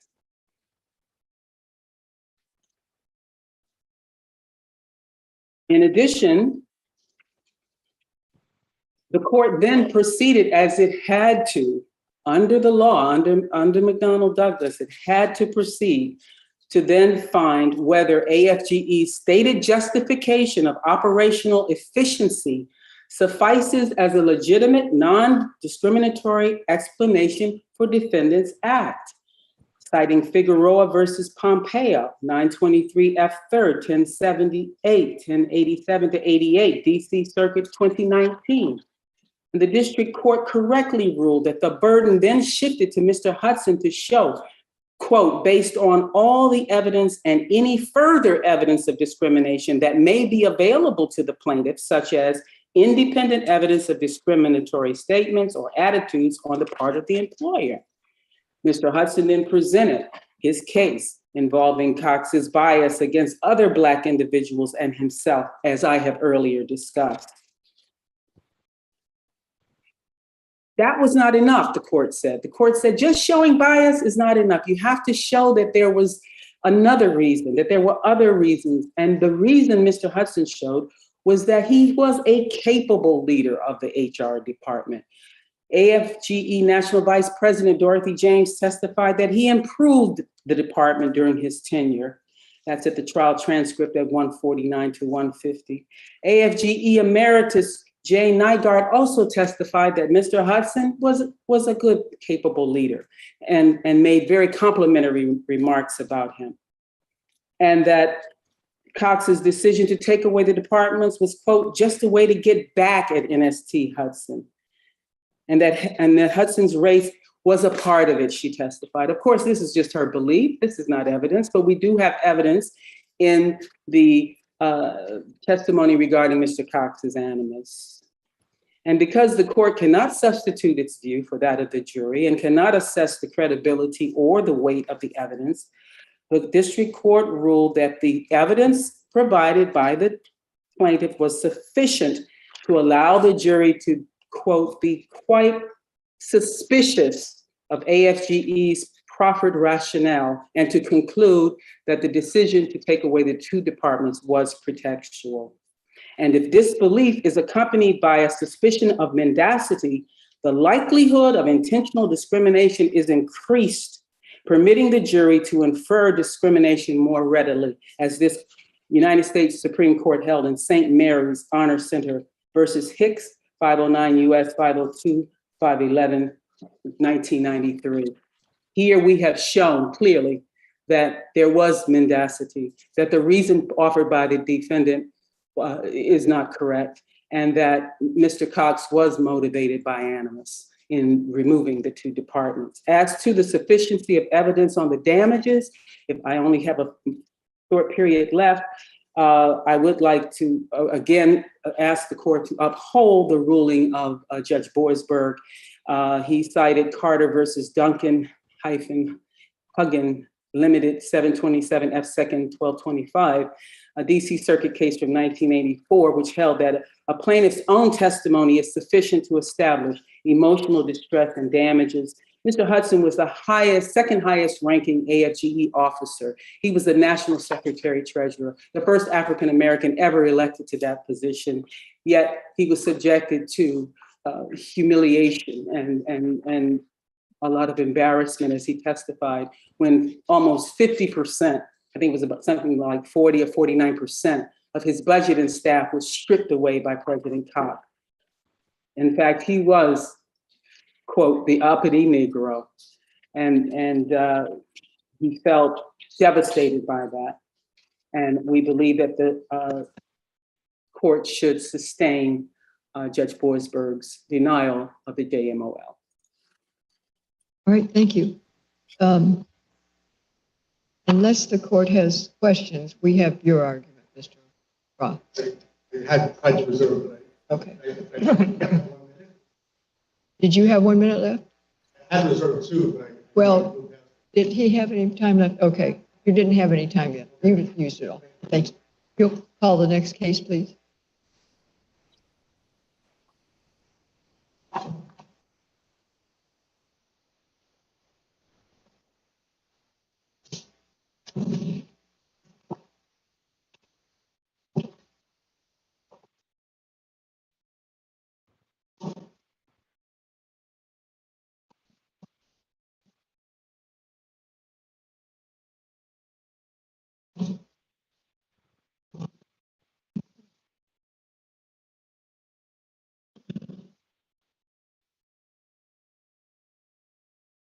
Case number 21-1218, Omar Khadr, petitioner versus United States. Mr. Morrison for the petitioner, Ms. Daring for the respondent. All right, Mr. Morrison, good morning. Judge Henderson, and may it please the court. After nearly 2 decades of litigation, it is long past due to resolve whether the Juvenile Delinquency Act deprived the Military Commission of jurisdiction over this case. There is no impediment for this court to reach that issue. In its opinion below, the CMCR held that Mr. Khadr had not waived his statutory right of appeal. In September of 2020, the convening authority, in response to the CMCR's order, transmitted the record of trial to the court, which under the regulations constitutes the referral of a case for post-trial review. After full briefing of the merits, the CMCR dismissed the case in its entirety for lack of subject matter jurisdiction.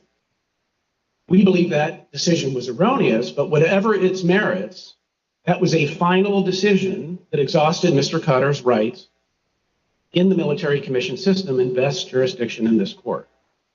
I don't really understand your argument that transmitting the record refers the case. I mean, the statute says that the case is automatically referred for review unless there's a waiver or there's a withdrawal of the appeal. Well, it's referred, but that referral can be withdrawn. I mean, if in a civil or criminal case from our district court, there's a notice of appeal that's filed in a timely fashion, how is our jurisdiction impacted by whether or not the clerk sends us the transcripts or sends us the docket?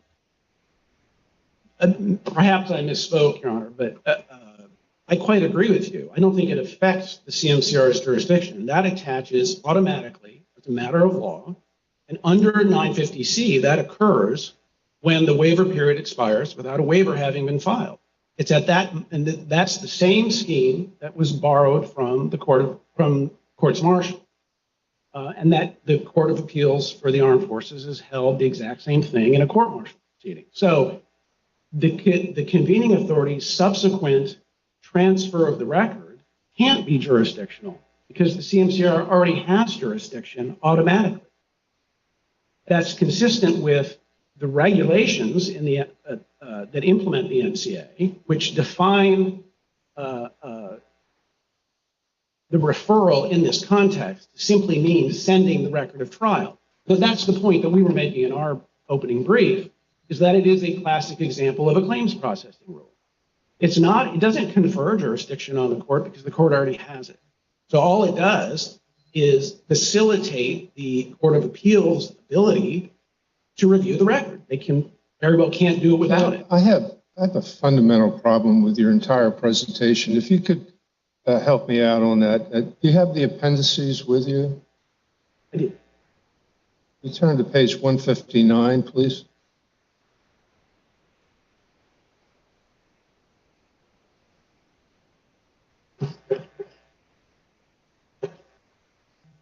Yes, sir. There, your client waived his right to appellate review in this court voluntarily, correct? I'm sorry, I'm not seeing, I have the appendix, but I'm not quite sure. Oh, I'm sorry, I gave you the wrong page number, A71, pardon me.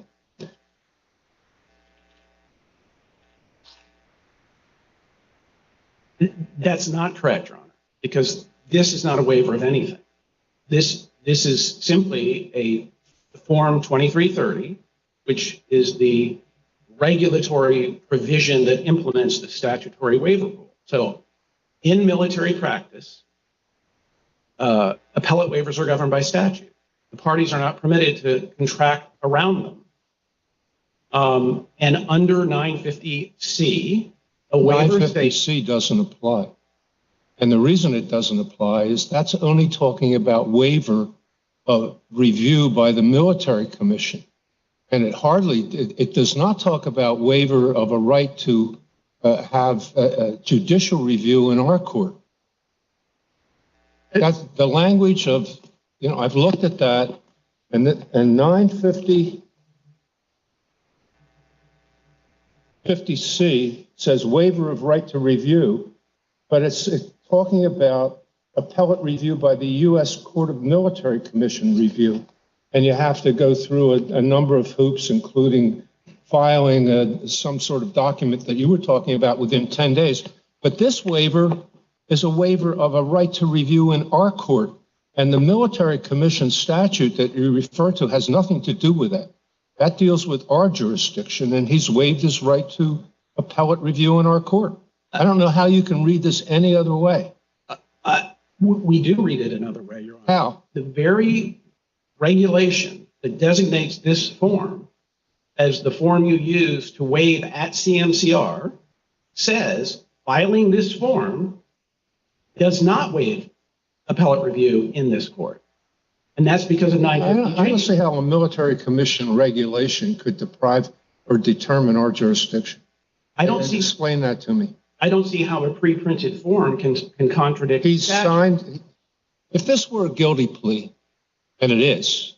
Yes, sir. And the defendant waived his right to appellate review, we would uphold it. We would enforce it. We would not take judicial review of it. I don't see why this is any different. This is a military commission for sure, but it's also a guilty plea. And the analogy there is to my mind, a perfect analogy, unless he's got some argument that this was coerced, not voluntary. He didn't know what he was doing. But his attorney signed this form too. So I don't think there's any room for that argument at all. Your Honor, we do not interpret that form to have the effect that you're referring to. It isn't. It isn't. No, I understand that. It isn't a waiver. What I'm looking for is an argument about why you interpret it that way. What is it on the face of this form that tells you that it doesn't mean what it says? The form isn't even fully executed. If you look at the top of the form, it says, "I have read the attached action dated." The form itself presupposes. Turn the page over. It's fully executed.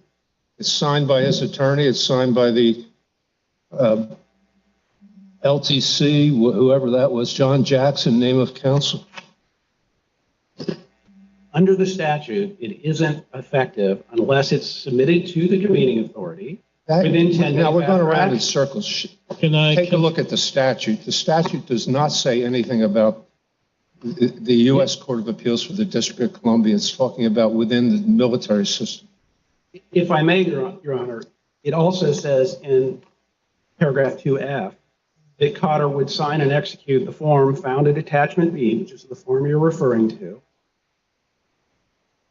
within the specified time frame in RMC 1110. That is a reference to the statutory time frame. So that form was never filed. And then the next sentence says, in doing so, in doing what? In filing that form and in executing it within the time frame in RMC 1110. So it's all you're at predicated on A60. filing. You're at A60 now, right? Yes, sir. So it's The all pretrial predicated on, agreement. I'm sorry, Your Honor. The pretrial agreement, that's what you're referencing now. Correct, Your Honor. Let me ask you this. If the government, after the 10 days had expired and there was no filing of this form, could the government at that point say, either we want specific enforcement of the plea agreement or we want to void the plea agreement because he didn't do what he agreed to do? Assuming that this is an enforceable provision in a plea, we have argued in our brief that in military practice, anticipatory waivers are not permitted precisely because of the post-action waiver. But setting that aside, assuming that you are correct, that this is a breach to which they're entitled to a remedy, they're not entitled to the remedy of dismissal of the appeal.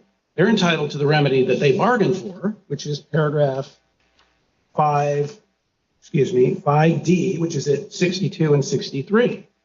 The convening authority specifically said, if Khadr doesn't follow through with his promise to waive under the statute, I can cancel the agreement.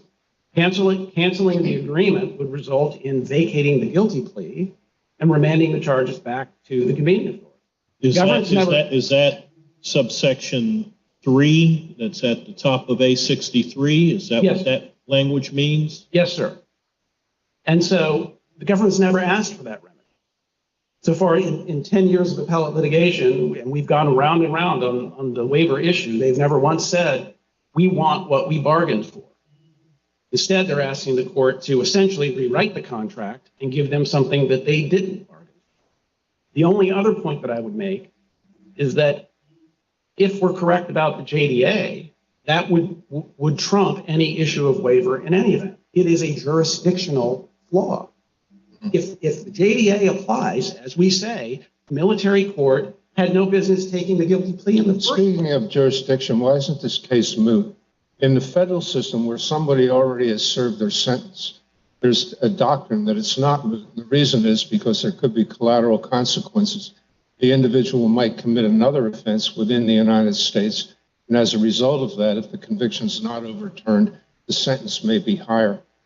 I don't see any suggestion here. Number one, he's in Canada, as far as I know, Right. and he wouldn't be subject to collateral consequences in the U.S. judicial system. He's already served his time. So why isn't this case moot? That question was answered in Hamdan versus United States by this court.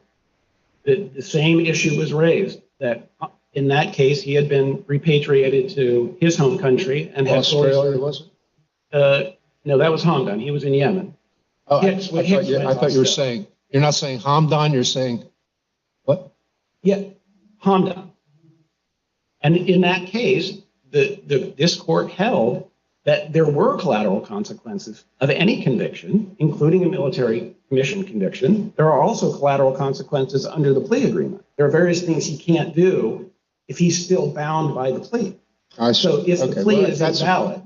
That's a good point. I hadn't considered that. Yes. I see I'm over time. Mr. Morrison, I don't want to pile on, but I want you to turn to our jurisdiction and Yes, look at 10 USC 950G. You have it in front of you? Because I want to go through the... Yes, ma'am. Okay, as I read 950GA, there are 3 conditions precedent to our jurisdiction. First, we need a final judgment rendered by a military commission. We have that. Yes, ma'am. Okay. Then it has to be approved by the convening authority. We have that. Yes. Okay. Then the last one is affirmed or set aside as incorrect by the CMCR. Now, we do not have that. Before you mentioned the where applicable, my reading of the phrase where applicable refers down to the very same 950G C2. That is when a detainee says, I want to go straight from the convening authority to the DC Circuit. I want to skip the CMCR, and that's what where applicable refers to. 2 responses to that, Your Honor. This is an open question. It's never been addressed by this court. What is? The meaning of where applicable. Yeah. So if you read where applicable narrowly as you have to mean essentially absent a waiver, then you're correct. We don't have a merits decision by the CMCR. We read it under the plain language of where applicable, which simply means relevant to. And because I do not see how a decision of the CMCR can have jurisdictional significance, since for the very reason you said, the accused can skip CMCR if he wants to. So it's not required. The only other point that I would make is if you read it that way, then it seems to me that you would have to reverse and remand, because there would then be no circumstance under which the CMCR wouldn't have jurisdiction, absent a waiver. Well, I believe we should dismiss the appeal. I believe we don't have jurisdiction because we don't have one of the 3 conditions precedent for us to have jurisdiction.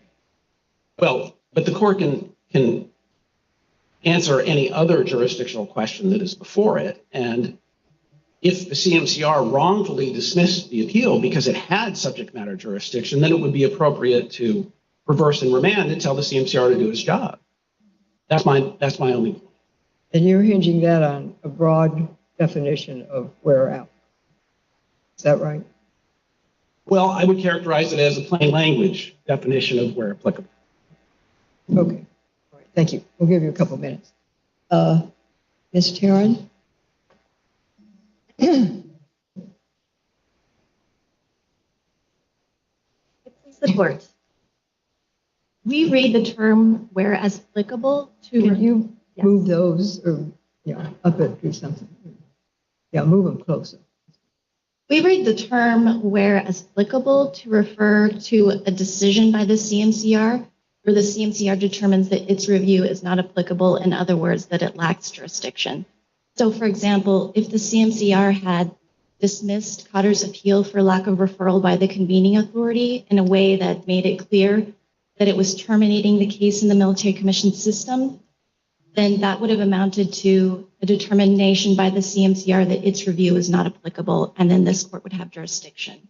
But that didn't occur here because the CMCR made clear it still has more work to do before it can make that determination, and that's why it remanded the case to the convening authority to require Khadr to ask the convening authority to refer the case, and that if the convening authority refused, to require Khadr to file a mandamus petition. But to answer your question, Judge Wilkins, we understand that the CMCR's jurisdiction under 950FC is dependent on a referral by the convening authority. It says that the CMCR has jurisdiction to review only those cases that are referred to it by the convening authority. And the Military Commissions Act and the rules for military commissions don't explain what should happen here where the convening authority refuses to do so.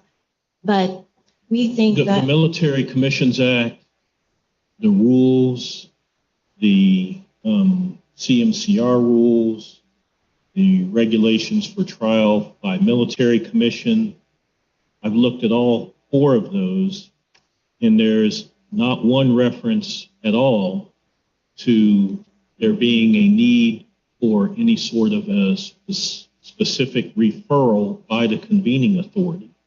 No piece of paper, like there's no form that exists for the convening authority to submit. And the statute says automatically refer.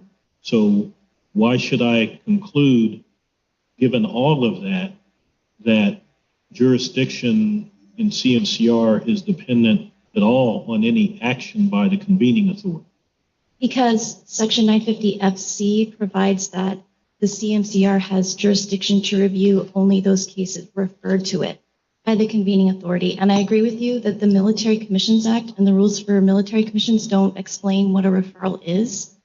But we understand a referral to refer to the act of the convening authority formally just transferring the record of trial to the CMCR, and it is non-discretionary statutory ministerial duty whose sole function is meant to signal to the CMCR that the convening authority has finished conducting post-trial review, but it's not meant to confer any discretionary authority on the convening authority. So if this court dismisses the case and remands the case to the CMCR to require Khadr to satisfy those exhaustion requirements, the government's position will be that the CMCR should issue a writ of mandamus compelling the convening authority to refer the case. The government's position on page 25 of your brief is that the waiver form that I referred to earlier actually waived his right to have judicial review in this court. Yes, Your Honor. And we agree that with you that the requirement that the defendant file the appellate waiver with the convening authority within 10 days notice of the convening authority's action applies only to appellate waivers in the CMCR under Section 950C. Yeah, but that really doesn't matter. I mean, whether he filed it within 10 days or 15 days or 5 days, it's of no consequence because the only consequence would be is to the extent that that affects our right to, or his right to judicial review. But he's already waived judicial review. We agree. In his pretrial agreement, he agreed to waive his right to appeal his conviction, detention, and sentence in any judicial form or proceeding on any ground with 2 narrow exceptions that don't apply here. And then as he pointed out in the military commission form that he signed waiving his right to appellate review, he said that he understood his case would not be reviewed by the CMCR, the DC Circuit, or the Supreme Court. And then in a colloquy with the military judge on page 305 of the appendix, he affirmed that he was waiving his right to appellate review. So he has waived that right 3 times, and it includes waiving his right to appeal in this court. Ms. Tarrant, we may not need to reach it here, but I'd like to know how you read 10950G A in relation to the 3 conditions precedent, as I call them. In particular, whether you agree that the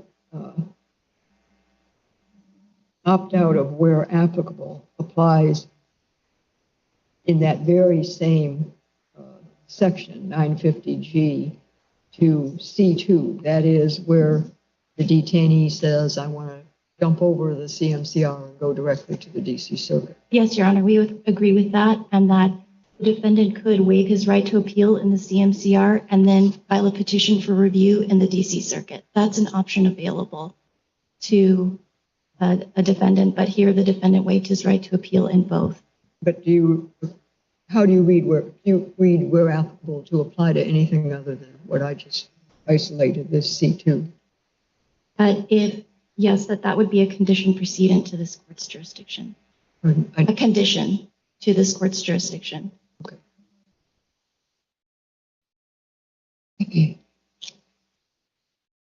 But I'm I'm just trying to make sure I understand your answer to Judge Henderson's last question. Are you saying that where applicable, does any other work other than the instance where the defendant files a waiver of review before the CMCR? It could also apply where the defendant waives his right to appellate review in the CMCR, or where the CMCR determines its review is not applicable because it has no subject matter jurisdiction. Like where the CMCR here dismissed Khadr's appeal for lack of referral, but that did not amount to a determination that its review is not applicable because it wasn't a final decision. And why wasn't it final? Because the CMCR made clear that it still has more work to do before it can make that determination. And Atias versus Care First, a case cited by... What work does the CMCR says it has to do? It said it was remanding the case to require the convening authority to determine in the first instance whether to refer the case. And that if the convening authority refused to refer the case, then the CMCR would entertain a petition for writ of mandamus, seeking to compel the convening authority to refer the case so that the CMCR could consider the question whether the appellate waiver was valid, and if not, then to address the merits of Khadr's appeal. What's the date of his guilty plea? October 25th, 2010. October 25th, 2010. I may have misunderstood his attorney's argument that this waiver on pages A71 to A72 was executed before the guilty plea. But that's dated October, the waiver is dated October 30th, and the guilty plea was, again, what was it, October what? His guilty plea was October 25th. He signed the form on October 30th, but he was sentenced. So it was after his guilty. Okay. Yes, Your Honor. So tell me, I guess I'm having trouble understanding how, if the CMCR made a decision that it did not have jurisdiction, I'm having trouble understanding why that in and of itself isn't a final decision. Because the CMCR wanted to consider whether it should compel the convening authority to refer the case, and if he had referred the case, and if the CMCR issues a writ of mandamus compelling him to refer the case, then the CMCR would have jurisdiction under 950 FC, that provision that says that the CMCR has jurisdiction only to review cases referred to it by the convening authority. That's how the CMCR construed that provision as requiring a referral by the convening authority. And so it wanted to still consider the question whether it would have jurisdiction if it compelled the convening authority to perform this non-discretionary ministerial statutory duty of referral.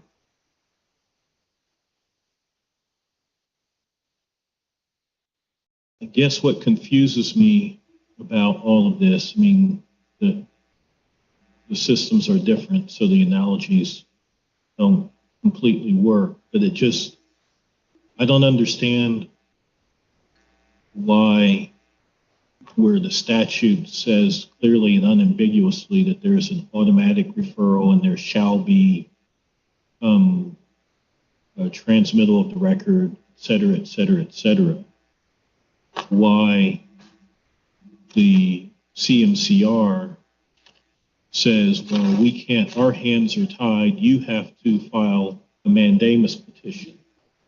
If something like that were to happen in this court, and then kind of an analogous circumstance where a notice of appeal had been filed, but we didn't have the transcript, we wouldn't cause a party to file a mandamus petition to get it. We would just say, give it to them.